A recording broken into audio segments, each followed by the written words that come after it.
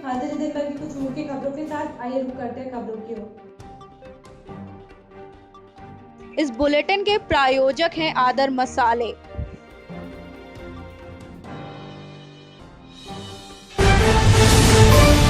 निगोहा थाने से लगभग 1 किलोमीटर दूर लखनऊ की ओर प्रयागराज लखनऊ राष्ट्रीय राजमार्ग में अचानक 3 लाशों के मिलने से क्षेत्र में हड़कंप मच गया।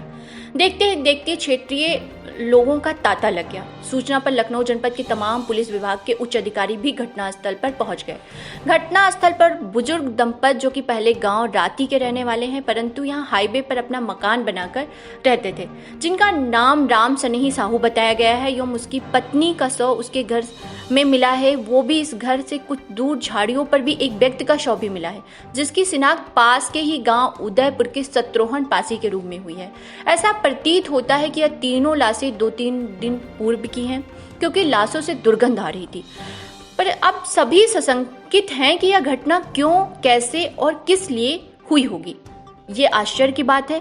फिलहाल ये जांच का भी विषय है। मौके पर आला पुलिस अधिकारी इस विषय की जांच में जुट गए हैं। इस समय उदयपुर गांव में जो निगोहा थाने से महज 1 किलोमीटर दूर लखनऊ की तरफ स्थित है, यहाँ हाईवे किनारे अचानक 3 लाशों के दोपहर में मिलने से हड़कंप मच गया। क्षेत्रीय लोगों का जमावड़ा हो गया। यहाँ पर हाईवे किनारे एक बुजुर्ग दंपति जिनका नाम राम सनेही साहू है, उनकी पत्नी की दोनों की लाशें घर में मिली। वहीं दूर झाड़ियों में एक व्यक्ति का शव मिला जिसकी शिनाख्त शत्रुघ्न पासी जो है ये उदयपुर गांव के बताए जा रहे हैं। अभी सभी सशंकित हैं कि यह ट्रिपल मर्डर है कि क्या है, क्यों, किसने, कैसे किया ये मर्डर, ये अभी जांच का विषय है। मौके पर तमाम आला अधिकारी पुलिस विभाग के उपस्थित हैं। आप देख सकते हैं कि तमाम आला अधिकारी पुलिस विभाग के उपस्थित होकर वो सब इस विषय पर जांच कर रहे हैं कि आखिर यह 3 मर्डर अचानक कैसे हुए। और ऐसा प्रतीत होता है कि यह आज के नहीं 2-3 दिन के पूर्व के हैं, ऐसी संभावना है, ताकि ये दुर्गंध इनके शवों से आ रही है। धन्यवाद। मैं साकेत त्रिपाठी आप तक। क्या हुई है यहाँ पे जो निगोहा पुलिस को जो सूचना मिली है, यहाँ पे जब पुलिस को सूचना मिली है, एक नाती वगैरह जो परिवारजन है यहाँ पे जो मौजूद है, जिनकी 2 लोगों की बॉडी है, वहाँ पे ये पता चला है उसके बाद में जब पुलिस यहाँ पे मौके पहुँची। यहाँ पे हस्बैंड वाइफ है, वो लगभग उम्र 58 वर्ष है और उनका नाम है राम सनेही साहू और पत्नी का नाम है राम जानकी।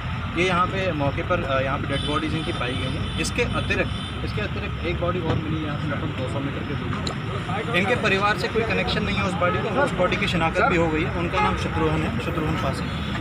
बाद में अगर कोई कनेक्शन है बाद में क्लियर होगा, लेकिन अभी तक प्रथम दृष्टया जो सामने आ रही है चीज़ें कि उस बॉडी का और इन दोनों बॉडीज़ का आपस में कोई लिंक नहीं। उसका भी हत्या हुई है कि जो तीसरी लाश मिली है, वो चीज़ें अभी वहाँ पर वो चीज़ें जो प्रथम दृष्टि पाया जा रहा है उसका जो है वो आगे क्लियर होगा कि हत्या है या क्योंकि वहाँ पे गड्ढे में बॉडी है। बाद में इन्वेस्टिगेशन के बाद में क्लियर होगा, क्लीन रिपोर्ट के बाद में। दंपत्ति की हत्या हुई है, क्या लूटपाट के इरादे से है कि क्या है, घर में लूटपाट का कुछ है? मौके पे जो पर्यवेक्षण किया गया है प्रथम दृष्टया कोई इसमें लूट या डकैती वाला कुछ प्रथम प्रकाश में नहीं आ रहा है, लेकिन इन्वेस्टिगेशन के बाद में बाकी चीज़ें क्लियर होंगी। ठीक। बाराबंकी सिरौली गौसपुर क्षेत्र के अंतर्गत घाघरा नदी के किनारे बसे ग्राम तिलवारी और करोनी आदि गांवों में घाघरा नदी की कटान की चपेट में आ गए हैं। आए दिन कटान होती रहती है। ग्रामीणों ने बताया कि 20 बीघा धान की फसल जो डूबने से बची थी उसे अपने साथ काटकर बाहर ले जा रही है, जिसमें कुछ घर भी कट चुके हैं। वहीं ईंटों से बने मकान को तो नहीं तोड़कर ले जा सकते हैं, लेकिन जो खर और फूस से बने छप्पर हैं उन्हें ग्रामीणों की मदद से नाव पर रखकर सुरक्षित स्थान पर पहुंचाया जा रहा है। वहीं ग्रामीणों ने बताया कि न ही सरकार से कोई मदद मिल रही है और न ही कोई मुआवजा मिल रहा है और न ही कोई अधिकारी यहां पर देखने आ रहे हैं कि जनता कैसे गुजर बसर कर रही है। सहायक पुलिस आयुक्त संजीव कुमार सिंह को सम्मान सहित दी गई विदाई। बस रुंधे कंठ हैं यूं बिकल कर दिया, बस रुंधे कंठ हैं यूं बिकल कर दिया, आपकी इस विदाई ने हमें सजल कर दिया। अब हम आपको विस्तृत में बता ही दें कि राजधानी लखनऊ से मोहनलालगंज थाना के सहायक पुलिस आयुक्त संजीव कुमार सिन्हा जी को अब जीआरपी लखनऊ का पुलिस उपाधीक्षक बनाए जाने पर मोहनलालगंज पुलिस परिवार व पत्रकार साथियों की तरफ से विदाई सम्मान समारोह रखा गया और उनके प्यार और सहयोग को याद करके लोग भावुक हो गए। सभी पुलिसकर्मी भावुक हो गए, पत्रकार भी उनके सहयोग को याद करके भावुक हो गए। संवाददाता दीपक बिमल की रिपोर्ट, मोहनलालगंज लखनऊ से आप तक पर। ट्रिपल मर्डर केस में सपा विधायक ने योगी सरकार पर साधा निशाना, योगी सरकार से मांगा इस्तीफा। राजधानी लखनऊ के निगोहा थाना क्षेत्र में 3 शव मिलने से इलाके में सनसनी फैल गई है। मामले की जानकारी मिलते ही स्थानीय विधायक मौके पर पहुंचे। सपा विधायक ने योगी सरकार पर सवाल उठाते हुए इस्तीफे की मांग की है। विधायक का कहना है कि योगी सरकार प्रदेश की कानून व्यवस्था को सुधारने में पूर्ण रूप से नाकाम साबित हो रही है। ऐसे में सीएम योगी इस्तीफा दे दे और उनका इस्तीफा देना उचित है। राजधानी लखनऊ के निगोहा थाना क्षेत्र अंतर्गत 300 मिलने से इलाके में हड़कंप मच गया है। जानकारी मिलने पर स्थानीय पुलिस मौके पर पहुंची। पुलिस ने स्थानीय लोगों और परिजनों से पूछताछ की है। हालांकि परिजनों ने किसी पर हत्या का शक नहीं जताया है। जानकारी मिलने पर मोहनलालगंज विधानसभा सीट से सपा विधायक अमरीश सिंह पुष्कर मौके पर पहुंचे। विधायक ने घटना को लेकर पुलिस और योगी सरकार को कटघरे में खड़ा कर दिया है। सपा विधायक ने योगी सरकार पर निशाना साधते हुए कहा कि योगी सरकार प्रदेश में लॉ एंड ऑर्डर की स्थिति बरकरार रखने में असफल होती जा रही है। ऐसे में तो योगी सरकार को इस्तीफा दे देना चाहिए। निगोहा थाने से महज चंद कदमों की दूरी पर 3 मर्डर हो जाते हैं और पुलिस को पता तक नहीं चलता है। इसके उलट पुलिस गरीबों का शोषण करने में व्यस्त है। विधायक ने कहा कि हम इस मामले को सदन में भी उठाएंगे। लखनऊ से आरएस तिवारी की रिपोर्ट आप तक। निजी विद्यालयों द्वारा ऑनलाइन शिक्षा के नाम पर वसूली जा रही अवैध फीस के विरोध में समृद्ध जन कल्याण सामाजिक संस्थान के अध्यक्ष अमित सिंह सूर्यवंशी की उपस्थिति में अभिभावकों द्वारा शांतिपूर्ण तरीके से किया गया विरोध प्रदर्शन। आज बाराबंकी जिले में समृद्ध जन कल्याण सामाजिक संस्थान के अध्यक्ष सूर्यवंशी के नेतृत्व में सभी अभिभावकों के द्वारा फीस माफी हेतु व निजी स्कूलों द्वारा ऑनलाइन शिक्षा के नाम पर वसूली जा रही अवैध फीस के विरोध में पटेल तिराहे पर एकत्रित होकर शांतिपूर्ण तरीके से कोविड-19 से संबंधित सभी नियमों का पालन करते हुए सोशल डिस्टेंसिंग के साथ मास्क व गमछा व रुमाल को मुंह से ढककर अभिभावकों द्वारा no class no fees, corona महामारी है, फीस माफी की जंग अभी जारी है, याचना नहीं अब ऋण होगा, संघर्ष बहुत भीषण होगा, योगी जी रहम करो, फीस माफी जैसा कुछ अच्छा कर्म करो, जुल्मी कब तक जुल्म करेगा, सत्ता के गलियारे से जर्रा जर्रा गूंज रहा है फीस माफी के नारे से। जैसे पंप प्लेट के साथ जिलाधिकारी कार्यालय तक पहुंचकर फीस माफी व ऑनलाइन शिक्षा के विरोध करते हुए जिलाधिकारी की अनुपस्थित में नामित मजिस्ट्रेट के माध्यम से मुख्यमंत्री को ज्ञापन दिया गया है, जिसमें एक्स्ट्रा मजिस्ट्रेट द्वारा आश्वासन दिया गया है कि हम जल्द से जल्द मुख्यमंत्री जी को फीस माफी के मुद्दे पर विचार करेंगे और आश्वासन देते हैं। जिसमें अध्यक्ष के द्वारा कहा गया है कि यदि उत्तर प्रदेश सरकार हमारी मांगों को 15 दिन के भीतर पूरा नहीं करती है तो हम सभी अभिभावकगण बड़े स्तर पर धरना प्रदर्शन कर रोड जाम करने के लिए मजबूर होंगे, जिसकी पूरी जिम्मेदारी शासन और प्रशासन को होगी। फीस माफी व विरोध प्रदर्शन में अध्यक्ष अमित सिंह सूर्यवंशी के साथ साथ Bhanu Pratap Singh advocate, Shanti Om advocate, Deepa Singh advocate, Jayashree Yadav advocate, Sachin Tripathi advocate, Vinod Kumar Yadav advocate, संयुक्त पुस्तकालय प्रभारी जिला bar association Barabanki Mohammad Arshad Shibli advocate, Vikas Kumar Singh advocate, Devilal Verma advocate, Kuldeep Singh advocate, Lalita Verma advocate, Vishok Kumar advocate, Ashish Kumar Yadav advocate, Satya Prakash Verma advocate, Ram Sajivan Verma advocate, Rahul Verma advocate, Uday Bhan Verma advocate, doctor Shailendra Verma, Prince Yadav, Mushtaq Ahmad Khan, mehndi Hasan, Rajpal Singh आदि अभिभावकगण मौजूद रहे। लोगों को लेकर आज आपने डीएम महोदय को ज्ञापन दिया है। ये नो क्लास नो फीस की मांग को लेकर के कि जिला हमारे पूरे प्रदेश में अवैध रूप से फीस वसूली जा रही है ऑनलाइन क्लासेस चला के। और ऑनलाइन क्लासेस से ये है कि बच्चे समझ भी नहीं पाते हैं। बहुत से अभिभावक के पास मोबाइल भी नहीं है और जिसके पास मोबाइल है उनके पास रिचार्ज करने के पैसे नहीं है कि हम अपना डेटा रिचार्ज करा सकें।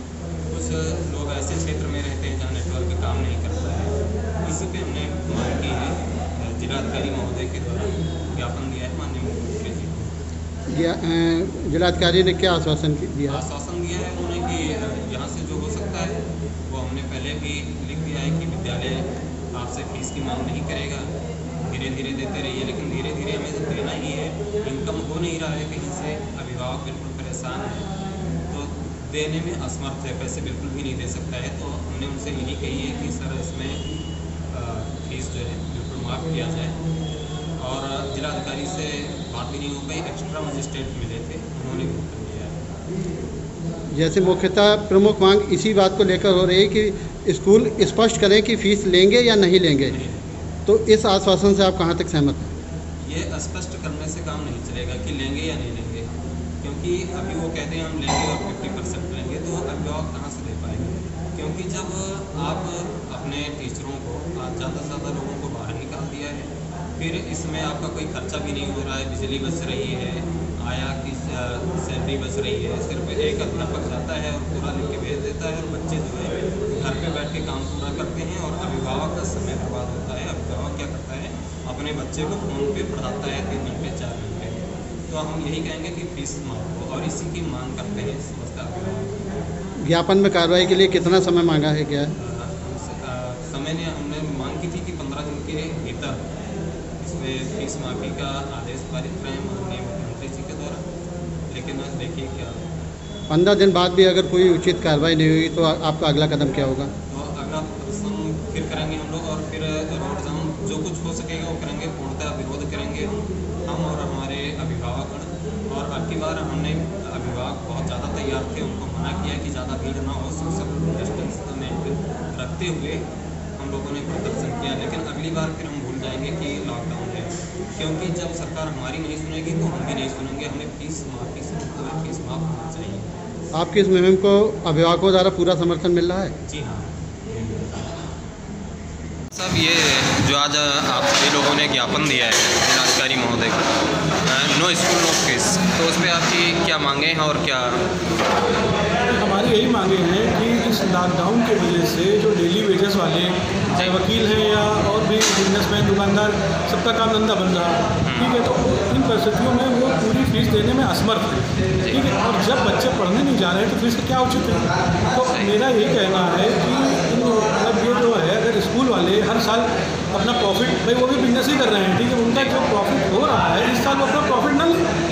और रही बात जो ग्राउंड ले रहे हैं कि मैं टीचर्स को जो है अपने जो है उनको तनख्वाह नहीं दे पा रहा हूँ, तो टीचर्स की तनख्वाह बहुत से बहुत 25% है। अगर उन्होंने साल में 1 करोड़ कमाया स्कूलों वालों ने, तो टीचर की तनख्वाह ज़्यादा 10 लाख को खर्च करते हैं उस पर।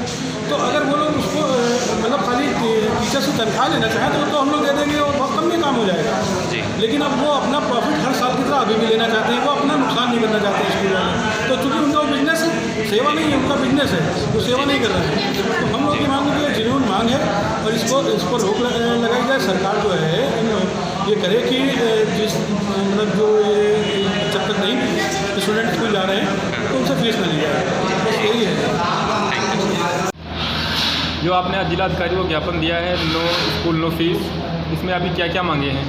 देखिए, सबसे बड़ी मांग हमारी ये है, कोई भी किसी तरीके से एजुकेशनल एक्टिविटीज़ इस वक्त कॉलेजेस में नहीं हो रही। जो कुछ भी हो रहा सिर्फ रस्म अदायगी है और एक तरीका है कि हम किसी तरीके से गार्जियन के ऊपर प्रेशर बना के हम फीस दे सकें कि हमने आपको ऑनलाइन पढ़ाया कि ऑफलाइन पढ़ दिया, और कुछ नहीं इसके अलावा। इसमें ना तो सरकार हमारे साथ कोऑपरेट करना चाहती है, ना एडमिनिस्ट्रेशन चाहता है, ना ही किसी तरीके से कॉलेज स्टाफ चाहता है। कितने वो डिप्लॉय कर रहे हैं, कितना उनका स्टाफ लगा है इसके अंदर करने के लिए, वो क्या अचीवमेंट है, अचीवमेंट नहीं पूछा जाएगा उनसे कि आपने बच्चों को पढ़ाया तो उनका अचीवमेंट क्या था। आप टेस्ट लेते हैं, कोई क्लासेस करते हैं, उसमें मंथली टेस्ट वगैरह होते हैं, कुछ नहीं है। केवल हमारा इतना कहना है कि अगर हमने बच्चे को हमारे स्कूल में नहीं गया, स्कूल में जो प्रॉपर एजुकेशन उसको नहीं मिल रही है, तो उसको उस तरीके से पूरी फीस नहीं दी जा सकती। अच्छा, अगर इस पे इस बार नहीं लगेगा बुढ़वा बाबा मंदिर का मेला, भक्त नहीं कर पाएंगे दर्शन। बाराबंकी जनपद के अंतर्गत ग्राम पंचायत तासीपुर में स्थित बुढ़वा बाबा की प्राचीन मंदिर में हर साल की तरह इस साल मंदिर में भक्त दर्शन नहीं कर पाएंगे। आपको बता दें कि पूरे देश में कोरोना जैसी वैश्विक महामारी के कारण बुढ़वा बाबा मंदिर मेला इस बार नहीं लगेगा। यह पहला मौका है जब मेला नहीं लग रहा है। इस मंदिर में हजारों श्रद्धालु भोले का जल अभिषेक करने के लिए आते थे। लेकिन इस बार भक्तों की भीड़ नहीं होगी। मंदिर के बाहर ड्यूटी पर तैनात SI Mahendra Singh, constable Ranvijay, constable Anil Yadav, constable Santosh Kumar Yadav, महिला कांस्टेबल सोनी मिश्रा व ममता उपाध्याय आदि लोग मौजूद रहे। रौनक सिंह की खास रिपोर्ट, ब्लॉक बनीकोडर बाराबंकी से आप तक पर। उन्नाव जनपद के मोरावा थाना क्षेत्र अंतर्गत रंजीत खेड़ा हरदी में नाबालिग लड़की को गांव के ही दबंग व्यक्ति ने हवस का शिकार बनाने की कोशिश की। कोशिश करने पर नाकाम होने के कारण लड़की के पिता व माता को मार पीट करके लहूलुहान कर दिया। वहीं पीड़िता ने बताया कि पुलिस अपने मन मुताबिक मांग रही है तहरीर। बताते चले कि रिमझिम ने गांव के ही राम खिलावन पर आरोप लगाते हुए कहा है कि मैं घर पर खाना बना रही थी कि अचानक पीछे से राम खिलावन ने मुझे बुरी नीयत से दबोच लिया। मैंने विरोध करते हुए चिल्लाना शुरू कर दिया। इतने में मेरी माँ व मेरे पिता देवी प्रसाद भी आ गए और मेरे घर के अंदर ही मारपीट होने लगी। अब उसके बाद राम खिलावन के पुत्र पवन एवं सुमन तथा उनकी पत्नी विद्यावती भी आ गई। सभी लोगों ने मिलकर मुझे व मेरी माता तथा मेरे पिता को बुरी तरह से मारा पीटा, जिसकी शिकायत करने में मोरावा थाने पहुंची। वहां मोरावा पुलिस ने लगभग 3 घंटे मुझे रोककर बैठने को कहा।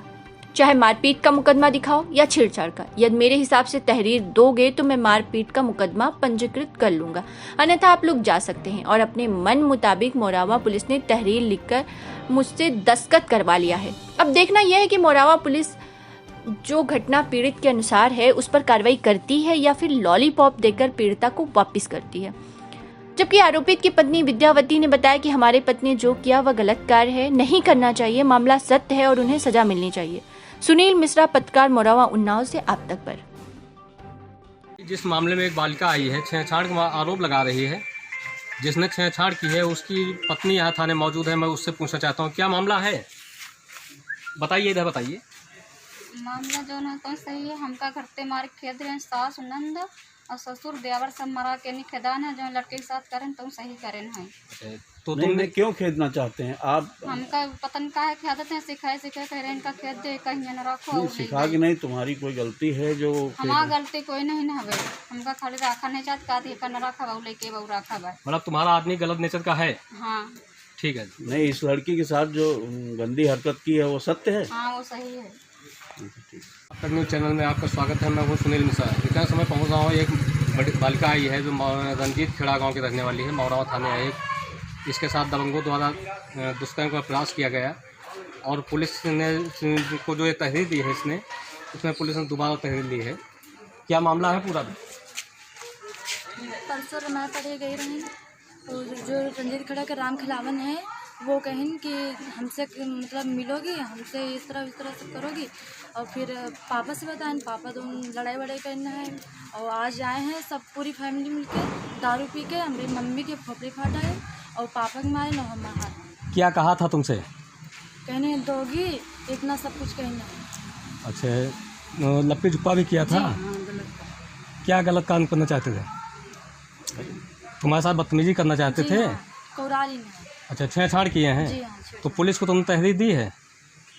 लेकिन वो पुलिस क्या कह रही है? कोई सुनवाई नहीं कर रही है? नहीं कर रही। क्या तुम्हारी तहरीर के मुताबिक सुनवाई नहीं कर रही या क्या मामला है पूरा? सुबह 9 बजे आए हैं, अभी 3-4 घंटा हो गए, यहाँ पे कुछ कार्रवाई नहीं हुई है। अभी कोई कार्रवाई नहीं हुई? ठीक है। तुम कौन हो इनकी? माँ हो। क्या मामला है पूरा? अब हम तो खेत में गए थे, हमारी लड़की खाना बना रहे थे, उसके छेड़खानी की, उसके हाथ को पकड़े थे तो हमारी लड़की चिल्लाया तो मैंने आया था सबको लाठी से। तुम लोगों को मारा? हाँ। जब तुमने विरोध किया तुम लोगों को मारा है? हाँ। पुलिस ने तहरीर लिया है? हाँ। पुलिस ने प्रार्थना पत्र लिया है तुमसे? कुछ नहीं लिया? यहीं 3-4 घंटे तुमको बैठा ले हैं केवल? बैठे हैं, कुछ नहीं, कोई सुनवाई नहीं। ठीक है, धन्यवाद। सभी क्षेत्रवासियों को सभी क्षेत्रवासियों को, देशवासियों को 15 अगस्त की हार्दिक शुभकामनाएं एवं गणेश चतुर्थी की हार्दिक शुभकामनाएं। इस समय देश कोरोना काल से गुजर रहा है, एक महामारी आई हुई है जिससे आप सभी लोग दूरी बना करके रहें। हम लोग त्यौहार मनाएंगे लेकिन दूरी बना करके, और आप लोगों के पास ज़िंदगी है, जान बचाने के लिए अवसर है। अगर ज़िंदगी रहेगी तो आप सब कुछ कर पाएंगे, जान है तो जहान है। बस इन्हीं शब्दों के साथ हम आपको हार्दिक शुभकामनाएं ढेरों सारे देते हैं। धन्यवाद। जय हिंद। खबरों का सिलसिला यूं ही जारी रहेगा मेरी यानी तृप्ति के साथ। कल फिर हाजिर होंगे कुछ बड़ी खबरों के साथ। आप सबको समय देने के लिए धन्यवाद।